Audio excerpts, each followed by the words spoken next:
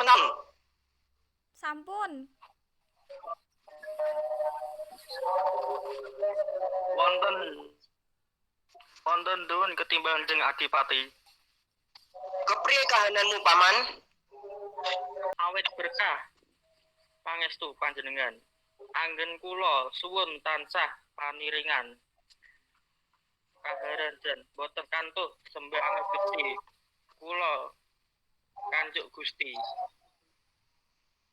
Yo, tak tompo. Ora liwat puja pangestu kanono Paman. Sanget anggen kula duni Gusti.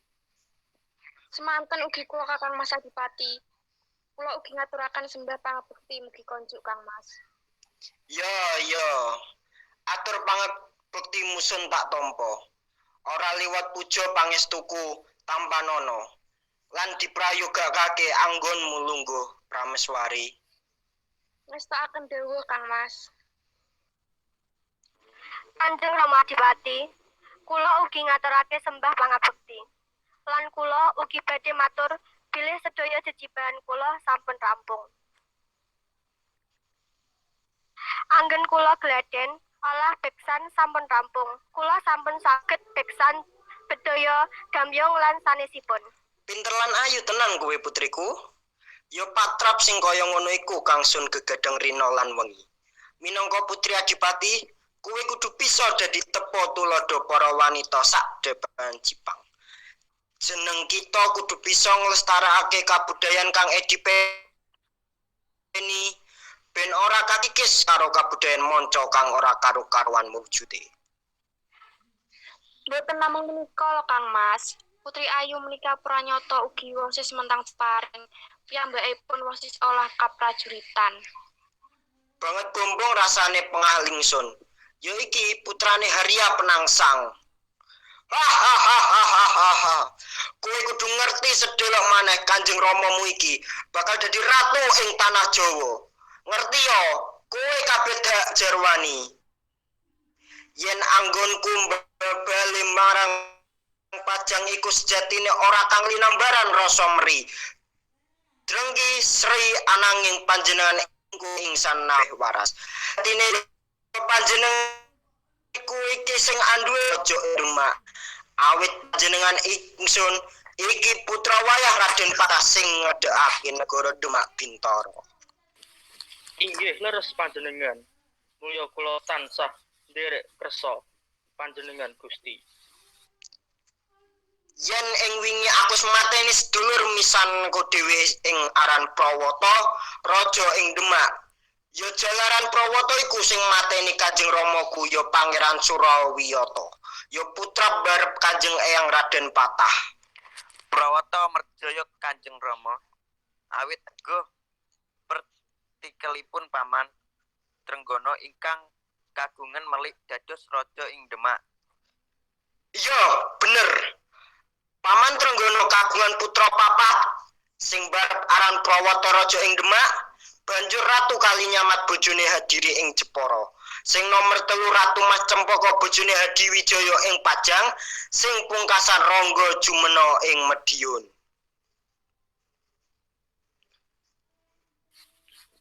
Demak Jepara lan panjenengan samenika manunggal mangasih panjenengan Gusti mula dening Hadiwijaya pecuraringin Karto Demak sampun dipun iyane ing Pajang. Ora dadi apa, Aryang Penangsang ora bakal ulap awit kanggone panjenengan ingsun. Numpes putrane Paman Trenggana ing mujudake kewajiban ingsun sing sepisan malas patine Kanjeng Rama Surawiyata. Kaping pindho mbalekake jayaning Demak sing saiki dirampas Hadiwijaya ing Pajang. Prawata sampun pecah dadi bojone kali miyatan sampun pajah sakedhep malih katun Hadiwijaya ing Pajang ingkang badhe nyusul. Punten dalem sewu Kang Mas. Ya, kepriye Timur? Menawi kepareng kula badhe taos nanging menawi atur kula menika boten marani dhateng pengalih panjenengan. dadi apa? Enggal matura.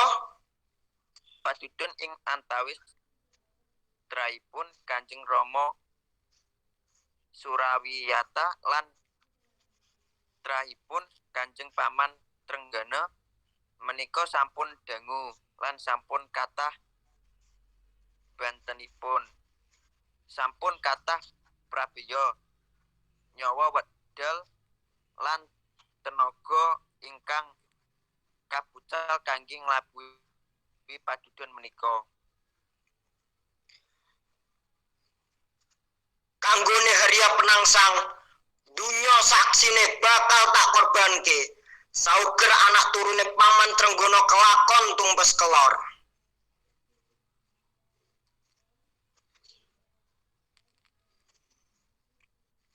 Ananging menika menapa mboten nama rebut balung tanpa isi. Yen tak rasa-rasakno, omonganmu kok koyo ora sarujuk. Lamun Jipang padudon karo Pajang, apa kowe wedi karo Hadi Wijaya? Boten kok kula ajrih dumateng Sultan Hadi Wijaya. Ananging menawi kula pikir padudon menika boten badhe wonten karampunganipun mesasaken para kawula ingkang sejatosipun boten ngertos kendang kempulipun perkawis ananging derek kenging awunipun. Kula kinten larasatripun Yai Timur menika, Kang Mas. Jalaran wiwit panjenengan ngedekaken gendera perang lumawan Pajang. Ati kula tansah kraos sumelang mikiraken kasugengan panjenengan, Kang Mas. Yayi Prameswari, kowe ora semelu cawe-cawe ing bab iki. Iki urusane wong lanang, Yayi Timur. Nuwun inggih Kamas. Kena tak paribasake, cincing-cincing kelebus ambyar pisan. Ora mailu nganti sepiro gedene korbane, sing baku Hadi Wijaya kudu mati. Iki dharmaku minangka satriya. Saiki ndi dharmamu marang wong tuamu yen Kanjeng Rama Surawiyata? Tumramping kula taksih kathah margi kangge ngetinggalaken dermawing putra dumateng tiyang sepuh. Cukup. Kowe ora pantes dadi wong lanang, ora pantes dadi adine Harya Penangsang. Yen kowe ora sarujuk karo Harya Penangsang, minggato saka kene. Boten usah panjenengan tundung, kula badhe kesah saking Jipang. Boten wonten paedahipun kula ngawula nderek panjenengan. Minggato. Kang Mas, kula aturi mut Kang Mas. Pangeran Timur menika rai panjenengan Kang Mas. Monggo kula derekaken nggih Kang Mas. Tujune iki mau kok penggak. Yen ora sida ajudase Timur iki mau.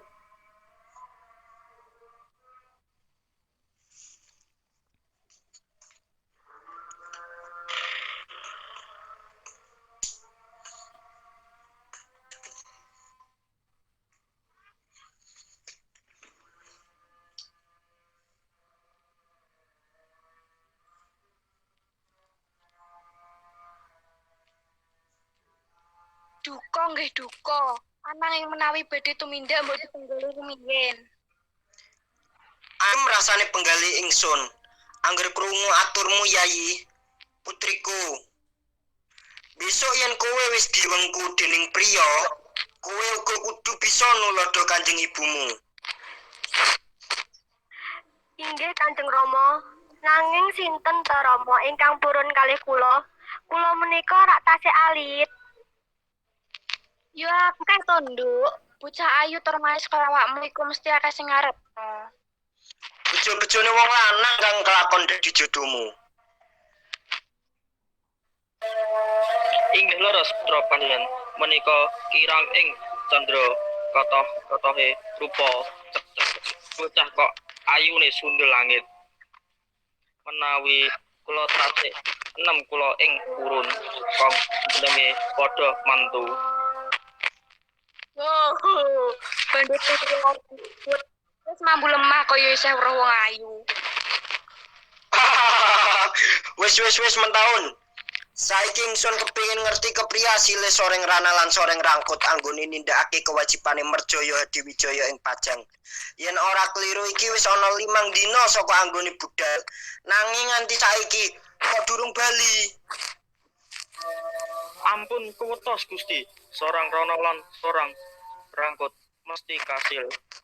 Awit sanenganipun pinyambakipun boten pusaka panjenengan ingkang nami Brongkot Setan Kobar ingkang amputipun kegila-gila daningpun inggih sampun kula patung. Kula tasih kanthi jlimet badipun ing dinanten jamehan Kilawa Blodpet saiki sisilih kidul jamehan menika sagen kilawon 6 dados dhuwur gangsal welas. Dadi mesti kasil. Mitutur enten kula mesti kasil, enten kula boten nantet maleset. Nanging yo ngene, nganti seprene kok durung ana kawusane, atiku krasa ora kepenak. Kula suwun ingkang sabar Kang Mas. Ing Jawi kok kapiring swanten rame. Katinggalipun wonten ingkang badhe sowan.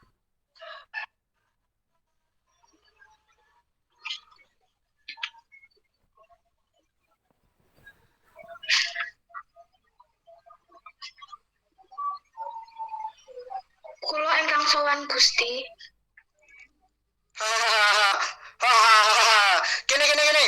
Rada maju. Lagi wae tak rasani. Lah kok kowe sak loron wis teko. Kepriye hasil pakaianmu? Saderengipun kula ngaturaken sembah pangabekti mugi konjuk Kanjeng Adipati.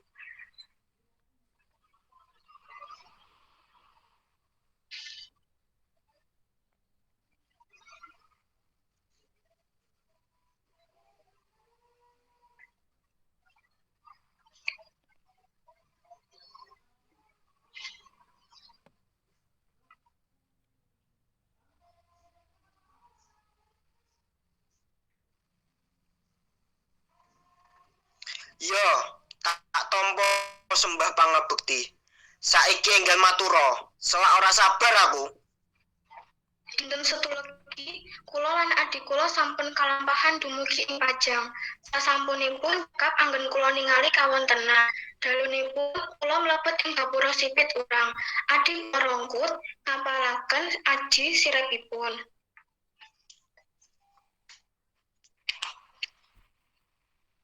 Inggih, kenging aji sirip kula. Para prajurit sandor ing joget.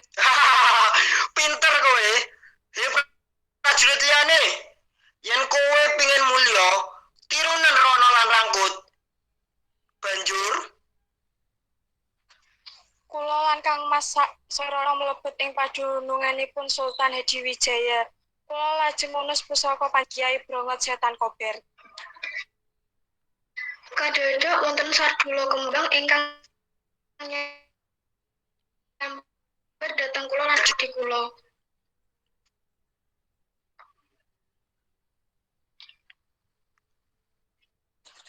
Kula tamani Brongkot Seberdes. mati sardulane. Ajur sawalang-walang Gusti. Banjur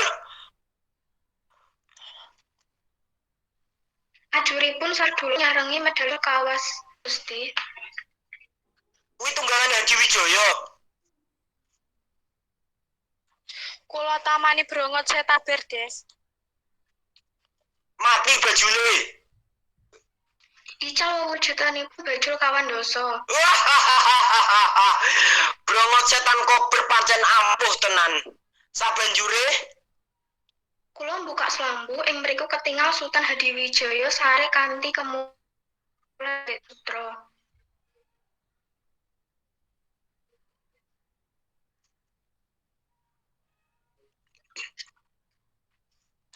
Kula tamani Brongkot Setan Kober, Des.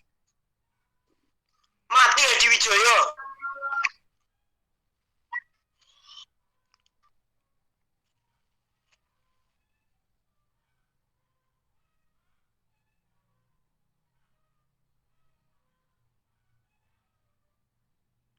Dereng Gusti ingkang kula ambil malih. Kula tamani brongot setan kopir des. Model Hadiwijaya. Dereng Gusti, awet nyarengi Sultan Hadiwijaya wangu, malah kula kesamplok kenging pucung seliputipun ngantos kula dawah lutak ludira Gusti. Ora melu kowe mutah gede apa ora? Sing wigati Hadiwijaya mati apa ora? Dereng Gusti, ngantos samenika taksih sugeng.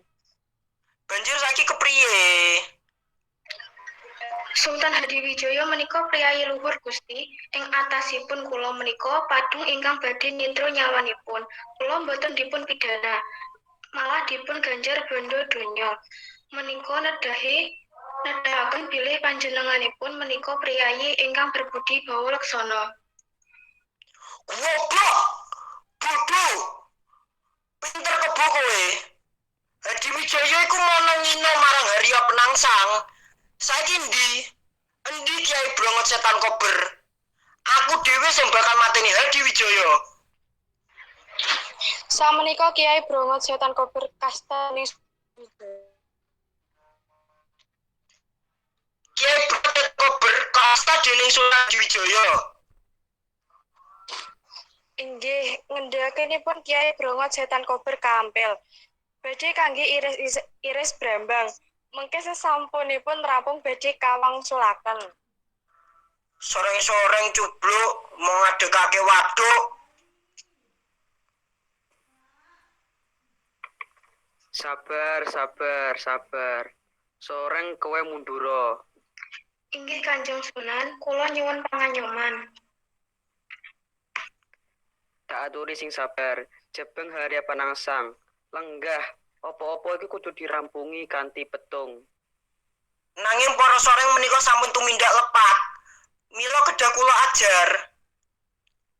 Innallaha ma'as-sabirin. Allah tansah sesanding karo wong-wong kanthi wong-wong kang sabar. Lenggah ya jebeng, mengko tak rewangi mrantas ruwet iki. Nggih, kula manut. Sejatine, para sorang iku ora luput, sing luput iku malah jebeng Harya Penangsang. Loh, kok kula ingkang lepat? Saiki aku dak takon, para sorang iki banding apa ora karo Sultan Hadiwijaya? Menawi kasandingaken kados dene timun tengah duren, soreng menika timun Hadiwijaya durenipun. Yo, ing kono iku lupute jebeng Harya Penangsang. Wis ngerti timun kok ditandingake karo duren. Duren iku tandingane ya kudu karo duren. Duren tandingane kudu duren. Mentaun. Siagakno titianku se gagak rimang. Ingsun dhewe sing ngarep ngadepi Hadiwijaya. Panjenengan badhe tindak pajang. Panjenengan sangu menapa? Pusaka piandel paringane panjenengan Kiai Brongot Setan Kober. Saiki ndi barange? Oh, injih Yai. Brongot Setan Kober dipun kantunaken munyuk-munyuk kalih menika. Kendel kudu duwe piandel. Bener kudu diambeli pinter supaya Menawi tidak mekaten, kula kedah tumindak menapa? jebeng Harya Penangsang. Saiki aku dak takon, sepiro gedene TKT jebeng Harya Penangsang kepingin males hukum marang patine wong tuamu. Yo Pangeran Surawiyata, lan sepiro gedene tekadmu bilakake kajayaning Demak Bintara. Duh, Kanjeng Sunan Kudus, injih Kanjeng Rama Jafar Sodik. Sampun gelik tekad kula, kanggening kula, ingkang sae pula pejah mbrodol usus kula. Tinimbang kula boten saged males pejahipun tiyang sepah kula, lan boten saged mangsulaken kajayaning Demak Bintara. Niat suci iku kudu linambaran rasa ikhlas trusing batin. Jalaran yen ora mengko pakertimu mung nurutake hadaning hawa nafsu. Kemongko nafsu iku ajakane setan. Setan iku ngajak marang karusaan. Injih, ing bab menika. Kula ingkang rumaos kirang. Jebeng Hare Panangsang. Ngene yo. Sadurunge aku masrahke brongo setan kober, aku lak wis meling. Yen brongo setan kober iku anduweni sifat panas. Kamangka panas iku bisa ngobong apa wae, kalebu ngobong ati kang suci. Mula kalamun brongo setan kober wis bali ing astane Jebeng Hare Panangsang. Jebeng Hare Panangsang kudu bisa maper nafsu.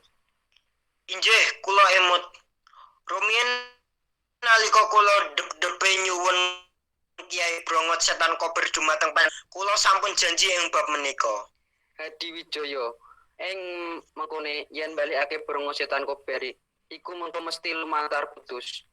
Mula yen sliramu kepengin ketemu ijen padha ijen karo Diwijaya temeka ing Kudus. Mengkaten Kanjeng Sunan. Injih kedadosan menika ingkang kula tenggal. Tak kira cukup semene aku enggal bali ing Kudus pentaun.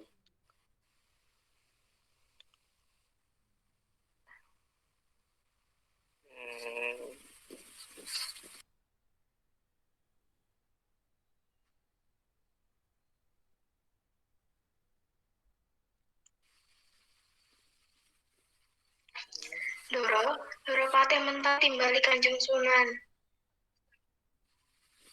Boten dhuwur ketimbali Kanjeng Sunan. Ngapunten kula ngantuk awet saben dalu tansah wong.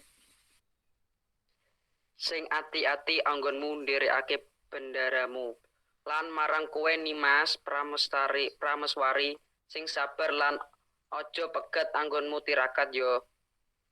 Ngestakaken dawuh Kanjeng lan nderekaken sugeng tindak. Soreng supaya ora kedisian Hadi Wijaya. Sesuk sadurunge sreng ngenge meletek, siagakno jaran tunggakanku sing gagak rimang. Yai Prameswari samektake sakabehe umbar-ombe. Panjenengan ingsun ngersakake budal ing Kudus mentaun pasewakan kabubarake.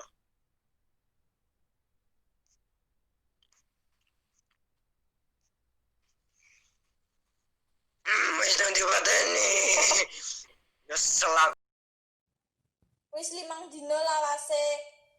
Awak dhewe begal kok durung ana asile. Begal iku mestine ya didelok-delok, ora anggere nyegat ngono wae. Wingi ana wong nggawa bungkusan gedhe, tak cegat, tak pateni, bareng tak buka lho kok isine rosokan. Hehehe, beda karo aku. Yen kowe kapriye, Kang? Ana rombongan, yen mlaku sajak gita-gita. Saka kadahan tak delok, wah iki sing papat mikul jodang, yen ora panganan mesti barang serah-serahan. Dunia brona, Kang. Bener, mesti iki Mas Pices Raja Brana. Sawise tak begal, wonge mlayu kabeh, jodang ditinggal. Alon-alon tak buka, jebule isine mayit. Jadi sing mbok begal mau pendosa, dudu jodang. Mulane dina iki awak dhewe kudu hati-hati, aja nganti kleru meneh. Awak dhewe kudu dadi perampok sukses. Sayange, jaman saiki durung ngusum korupsi. Dadi awak dhewe cukup trima dibegal utawa rampok wae. So, yen tanah kene wis maju, generasine awak-awak dhewe anak turune para begal lan rampok sing nerusno dadi koruptor. Ora bisa, Kang. Senajan saiki aku dadi rampok, nanging sebisa-bisa anakku aja dadi rampok. Tindak puji, muga-muga anakku dadi pejabat sing kinurmat. Halah, gayamu wae kaya wong. Kowe ngerti apa ora? Ing antarane pejabat karo penjahat iku mung beda-beda tipis. Bedane, yen penjahat iku ora bisa dadi pejabat, nanging akeh pejabat sing pungkasane dadi penjahat. Yen tak pikir bener kowe, Kang. Maune dadi pejabat kepala daerah terus dadi penjahat, mlebu penjara mergo korupsi. Wis cukup, waspadakna sapa kae. Kae ana iring-iringan saka kidul. Yen ndelok sandang panggone ketoke dudu wong sembarangan. Hati-hati, Kang. Awak yen lagi bejo. Ketoke iki rombongan pejabat kepala daerah. Kowe kok ngerti, Kang? Kae jarane ana plat nomere PA1. Kendaraan plat nomor 1 iku biasane kepala daerah. Bener, aku pancen pajang siji. Aranku Sultan Hadiwijaya. Sultan Hadiwijaya. Hahaha. Iki tiwas kebeneran. Wes suwe aku pengen ketemu. Aku pengen jajal sepiro antepe tanganmu. Iya, Kang, Jawa tingkir karbet.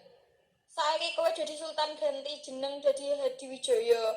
Sakjane kowe karo aku iki padha wae, padha rampoke, aku rampok penjahat Binyogrono.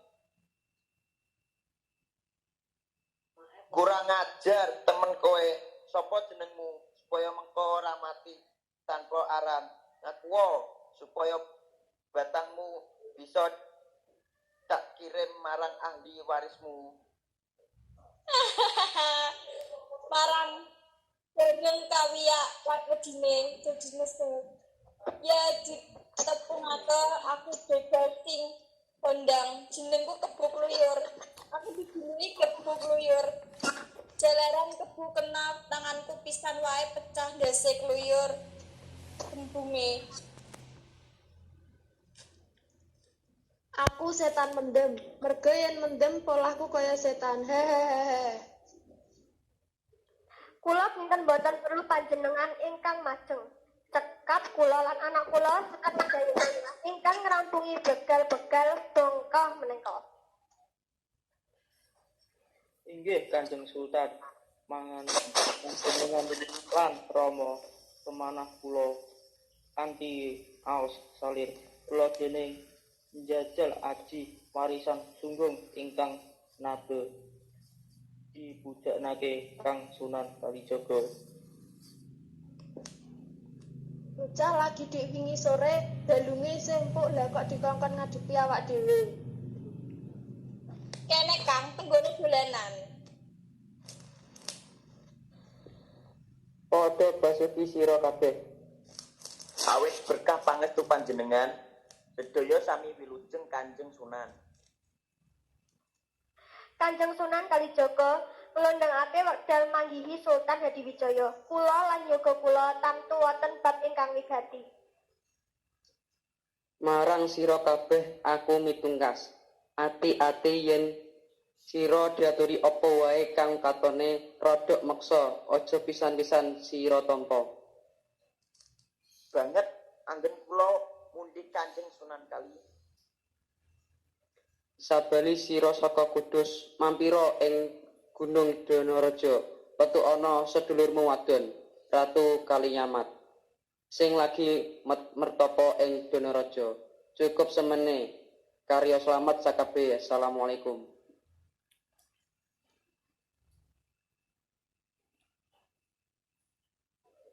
Syukur alhamdulillah Kanjeng Sunan. Ketingalipun Kanjeng Sunan Kalijaga paringi pangestu dumateng kita sedaya. Kanthi mangkene panjenengan ingsun ora bakal pida-pida maneh. Mumpung isih padhang, ayo dibanjurake tindak tumuju Panti Kudus. Monggo kula nderekake.